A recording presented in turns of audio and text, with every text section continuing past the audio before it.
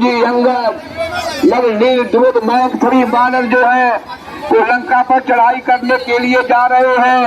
उधर से राक्षस सेना भी तैयार होकर के युद्ध के मैदान में आ रही है। अब बानर भालू और राक्षसों में घोर घमासान युद्ध होगा। इस युद्ध में आज लक्ष्मण जी को शक्ति लग जाएगी।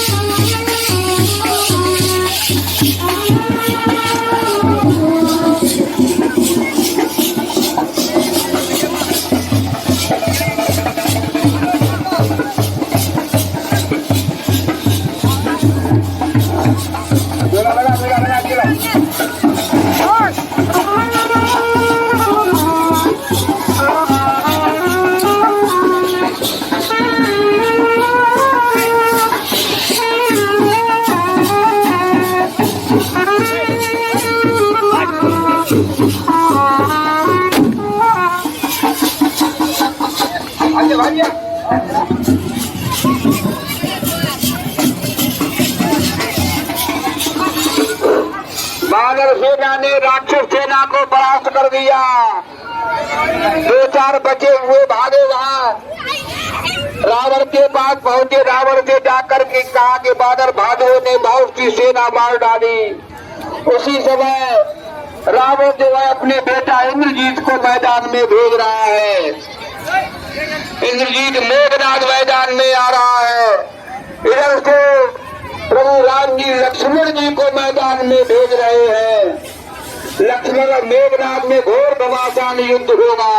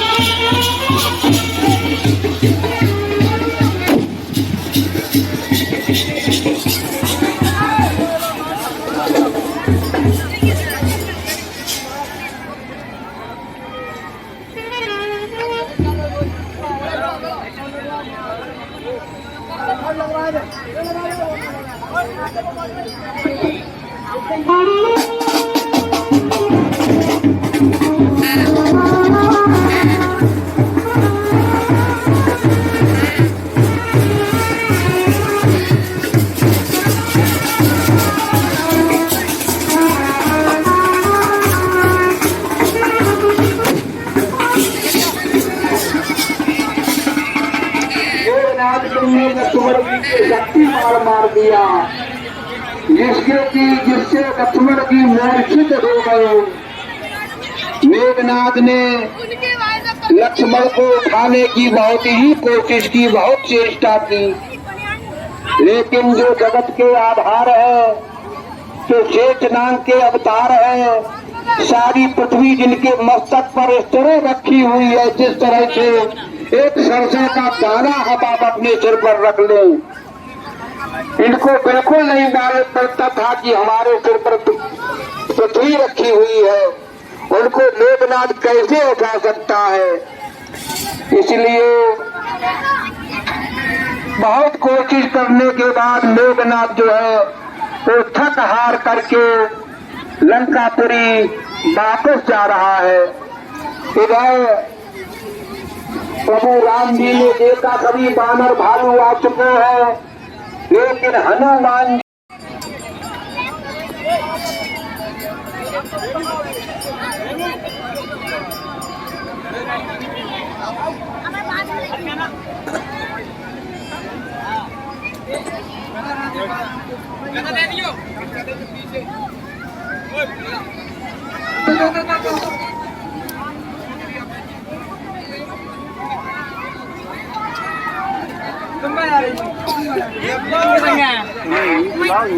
मिटा दी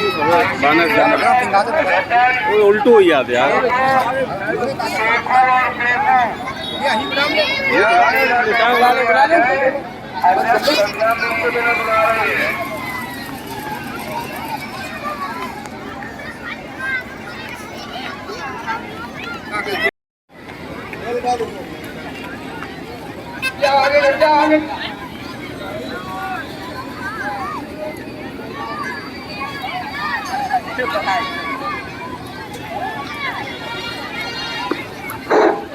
किनारे हो जाओ, किनारे लीला भी बहुत है, किनारे हो जाओ सब लोग, मैदान खाली कर दो, लीला भी बहुत है, सभी लोग किनारे हो जाओ।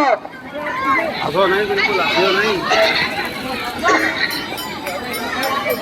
प्रभु राम जी विचार कर ही रहे थे कि हनुमान जी और लक्ष्मण जी नहीं आए। उसी समय हनुमान जी लक्ष्मण को गोद में उठाए हुए प्रभु राम जी के पास लाए। प्रभु राम जी ने जब लक्ष्मण को देखा मूर्छित अवस्था में, प्रभु राम जी बहुत ही दुखी हुए। सभी लोग थोड़ा थोड़ा पीछे हो जाओ भैया, पीछे होकर देखो। राम जी कहते हैं भैया आंखें खोलो भैया, आपको क्या हो गया है, आप नेत्र बंद क्यों किए हो।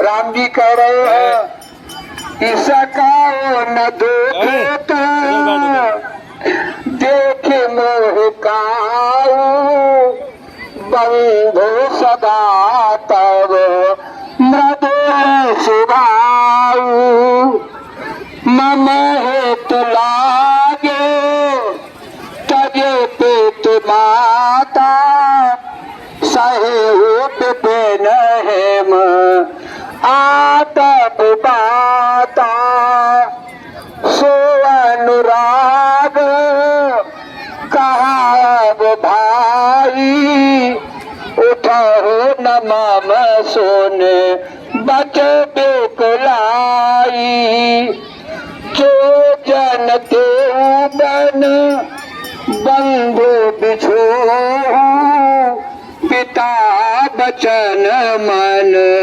तेऊ नहीं हो,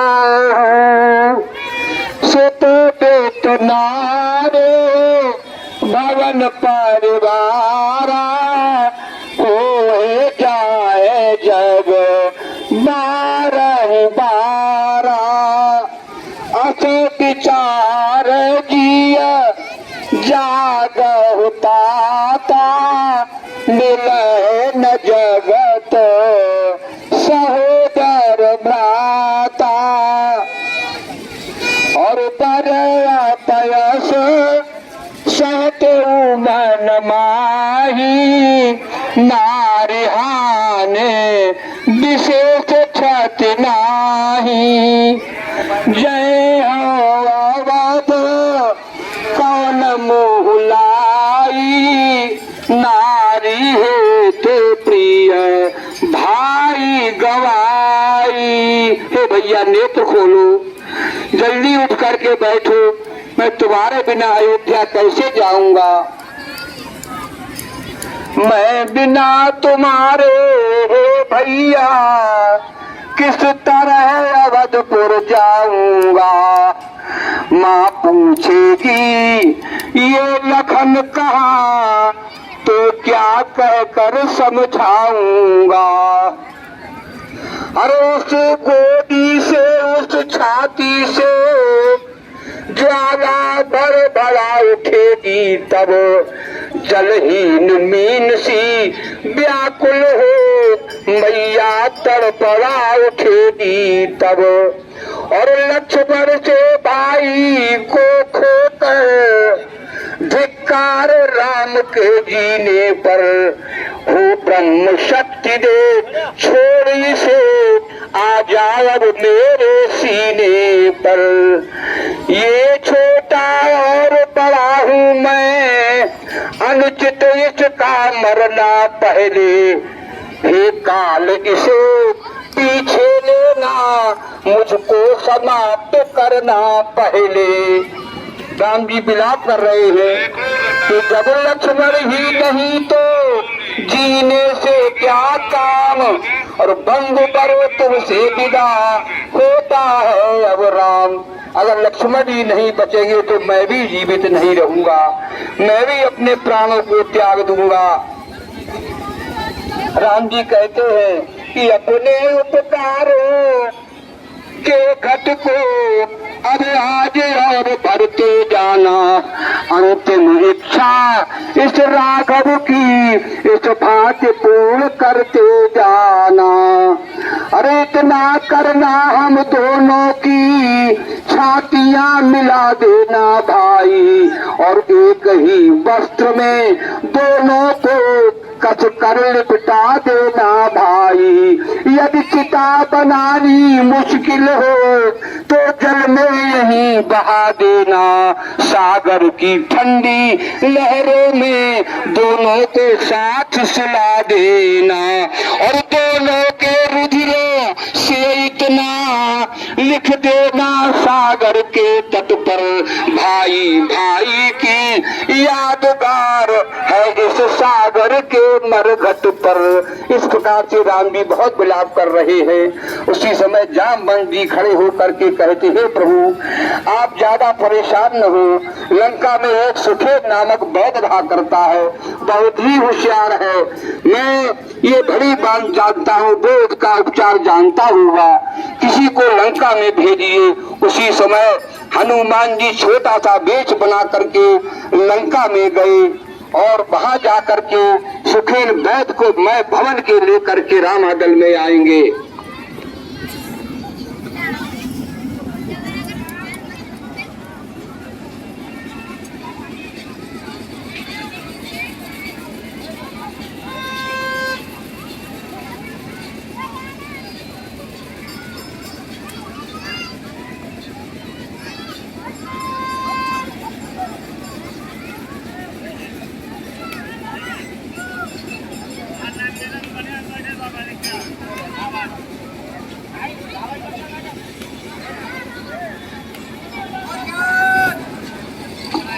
अरे धरिला भूरूप गयऊ हनुमंता, आने भवन समेत तुरंता। धरिला भूरूप, बहुत छोटे थे हनुमान जी बन करके लंका में गए, रात्रि का समय था। उसी समय वैद्य जी जो भवन में सो रहे थे, मैं मकान के उठा करके उनको ले आए, क्योंकि हनुमान जी ने सोचा अगर इनको ऐसे जगा करके ले जाएंगे तो उनका दवा खाना तो सब यहीं रह जाएगा, इसलिए मैं भवन के उठा करके लाए। वैद्य जी ने आकर के राम जी के पास, राम जी ने उन्हें बैठाला और राम जी ने कहा, हे वैद्यराज हमारे भैया को देखिए, इसे क्या हो गया, ये नेत्र नहीं खोलता, बोलता नहीं है। उसी समय सुखेन वैद्य कहने लगा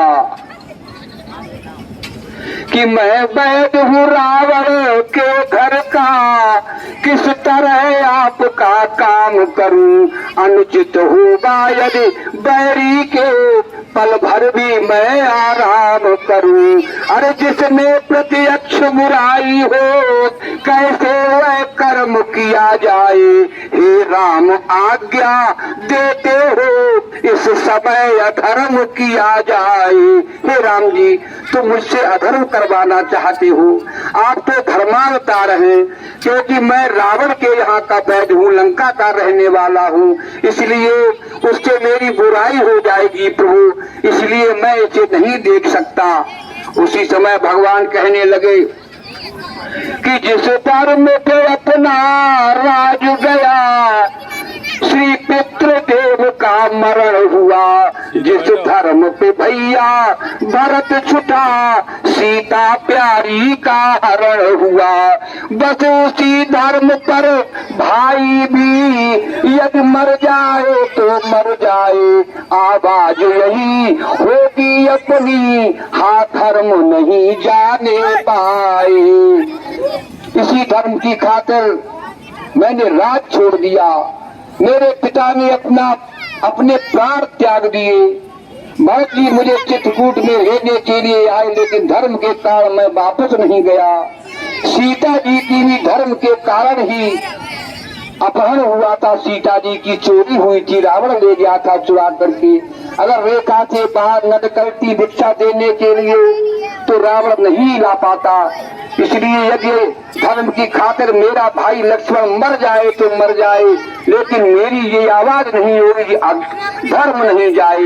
इस प्रकार जब राम जी ने कहा तो वैद्यराज कहने लगा कि प्रभु सचमुच है धर्मावतार, मैं दर्शन पाकर धन्य हुआ, मेरा जड़ जीवन जड़ शरीर इन बातों से चैतन्य हुआ।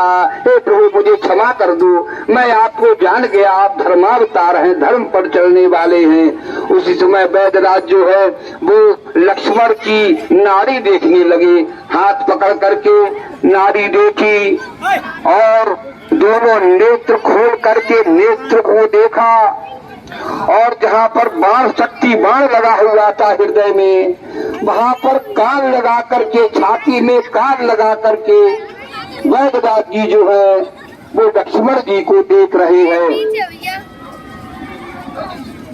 वैद्यराज जी कहने लगे, हे राम जी, आपके भाई के बहुत गहरा घाव है और इसका उपचार जो है वो उत्तर दिशा में 700 कोस की दूरी पर द्रोणागिर नाम का पर्वत है, वहां पर इसका इलाज मिलेगा और रात में वो आ जाए तभी इनके प्राण बच सकते हैं। उसी समय हनुमान जी कहने लगे कि भूतल पर हो या अंबर में और पर्वत पर हो या सागर में, लाएगा दास अभी उसको चाहे हो ब्रह्मा के घर में। अरे बतलाओ उसका रूप रंग किस तरह हाथ बुआएगी, और रघुराई अगर सहाई हो तो रात रहे आ जाएगी। आप उसका रूप रंग बतलाइए, मैं प्रभु राम जी की दया हो जाए तो रात में बूटी लेकर के आ जाऊंगा। सुखेन वैद्य कहने लगा कि संजीवन उसको कहते हैं जो ज्वाला की भांति चमकती है, यदि नहीं भोर तक आई तो ये जान नहीं बच सकती है। उसको संजीवनी कहते हैं, उस पर रात में बहुत भारी प्रकाश हुआ करता है। हे हनुमान जी, तुम जाकर के रात में बूटी ले आओ। अगर वो संजीवनी बूटी नहीं मिली, प्रातः काल होते इनके प्राण निकल जाए, फिर इन्हें कोई नहीं बचा सकता। उसी समय हनुमान जी संजीवनी बूटी लाने के लिए द्रोणा के पर्वत की तरफ प्रस्थान करते हैं।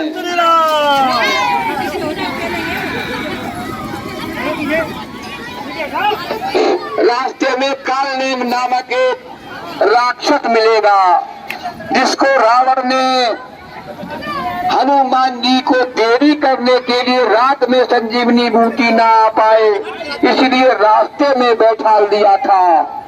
वो महात्मा बन करके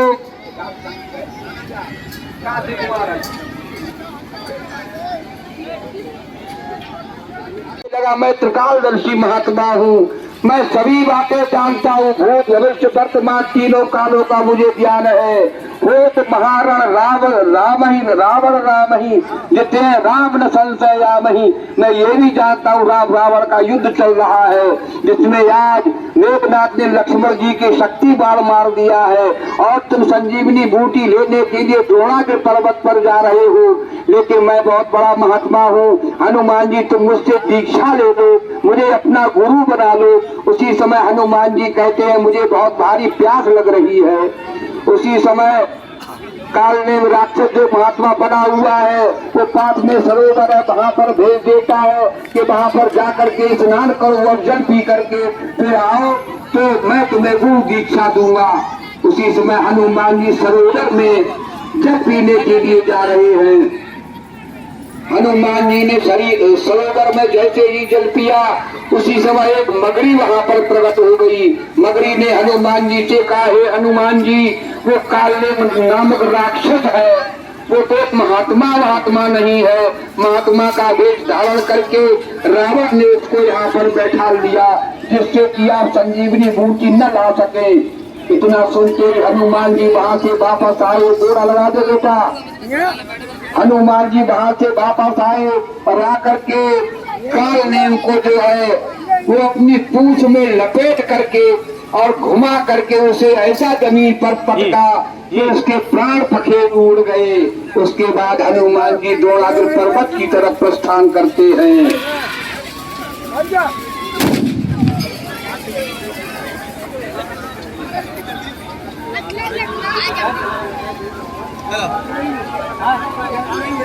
जी तो ये बैठा है।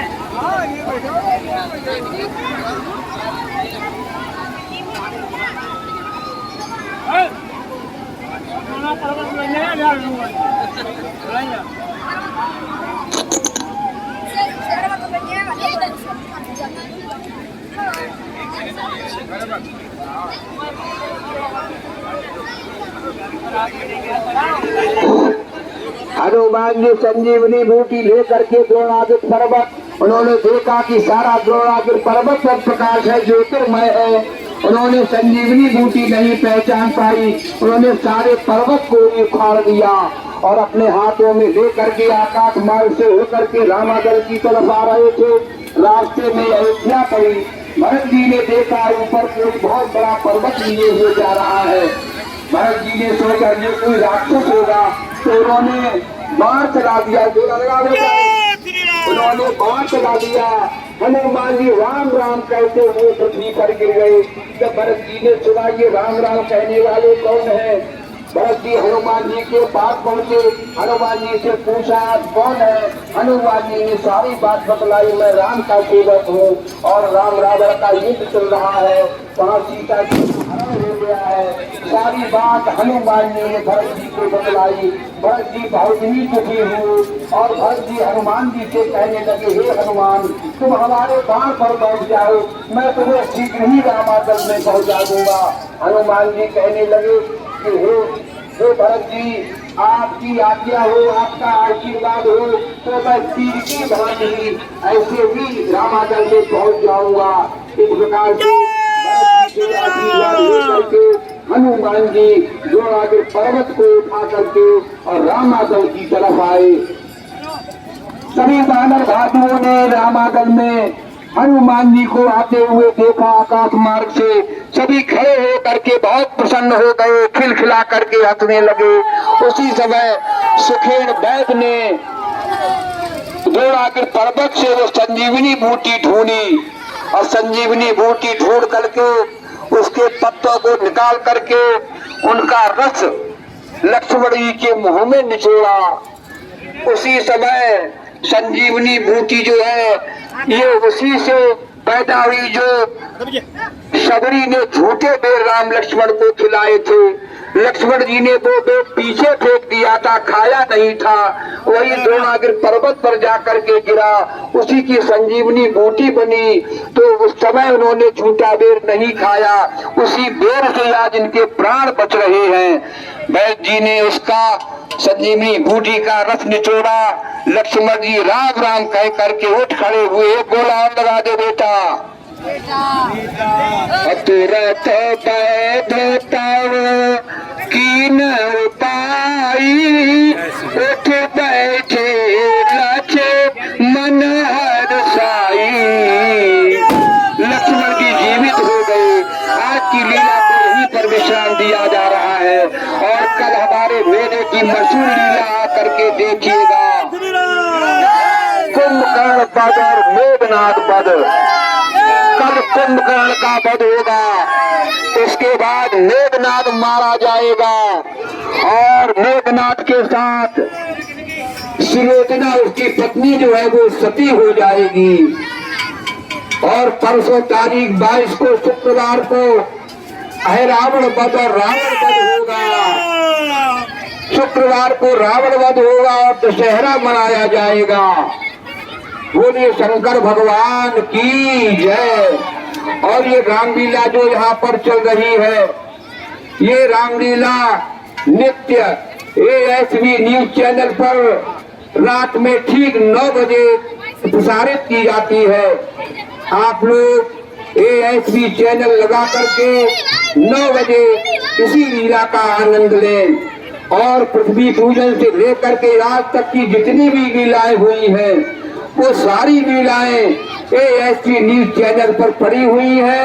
आप उनको सब्सक्राइब कर लें तो हमेशा जब आपकी इच्छा हो वो लीला आप देख सकते हैं। बोलिए शंकर भगवान की जय।